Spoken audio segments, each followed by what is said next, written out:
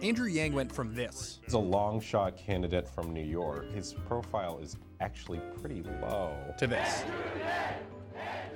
The 10 candidates who made the cut include 9 politicians and Andrew Yang. So how did a tech founder who has never run for anything manage to make it this far? Well, it starts with $1,000 a month. And I remember the first time you heard about this campaign, what did you hear? There's an Asian man running for president who wants to give everyone $1,000 a month. You remember that? Andrew Yang's Freedom Dividend plan promises most Americans $1,000 a month, no questions asked. The Freedom Dividend would go to every American adult starting at age 18 until the day you expire. That's stay-at-home moms, the unemployed, even billionaires. Everyone who is a citizen and not currently incarcerated would get $1,000 a month.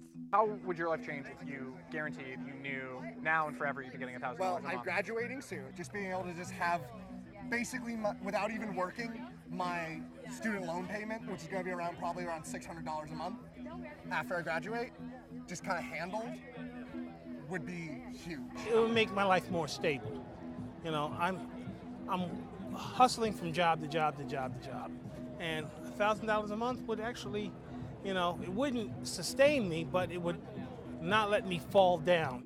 Yang's Freedom Dividend plan isn't new. It's a variation of a universal basic income, a plan championed by some liberals and conservatives, although generally for different reasons. Freedom, I think, is an interesting thing that unites both the right and the left, although it's maybe different kinds of freedom. But for the left, I think it's much more about security for all. For the right, it's much more about reducing government. Conservatives see a UBI as a way to replace existing benefits, while liberals see it as a way to improve them. To Yang, his plan is a compromise between the two. You can take the Freedom Dividend or keep your existing benefits. When I talk to recipients of current programs, they complain about the reporting requirements and the administration and the case managers. They live in fear. And so if you were to say to them, look, $1,000 clean, you can do whatever you want, many of them would find that preferable to their current situation. To Yang, the driving force behind the need for a UBI is the oncoming wave of automation. He calls it the Great Displacement.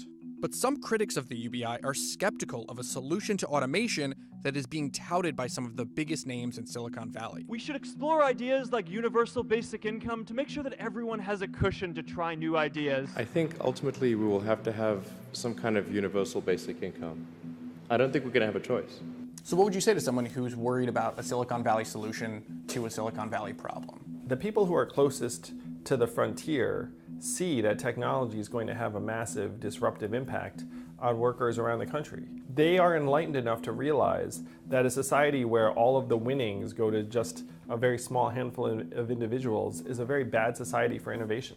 Of course, the trillion-dollar question around Yang's plan is the cost. Any way you estimate it, it would be enormous. The Yang plan is it's in the range of $2 to $3 trillion, depending on the details of the design. It would be akin to much of the federal budget. It really depends on how you finance it, how much you're willing to raise. Yang's plan would be paid for by a value-added tax, or a VAT. It's a European-style sales tax on every transaction, including business-to-business ones. But critics warn that a consumption-based tax like a value-added tax could end up hurting the lower and middle classes harder than the rich.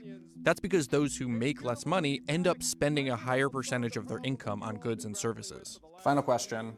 What would you do with your Freedom Dividend? I have 2 kids, and so I have a feeling it would go towards something that they like, either toys or, frankly, something like, saving up for their tuition. I like to think I'd do it like a down payment for a house, but it'd probably be like sneakers or something. No, you would do something responsible, man. Americans are very savvy that way. If you buy sneakers in January, you'll save something in February.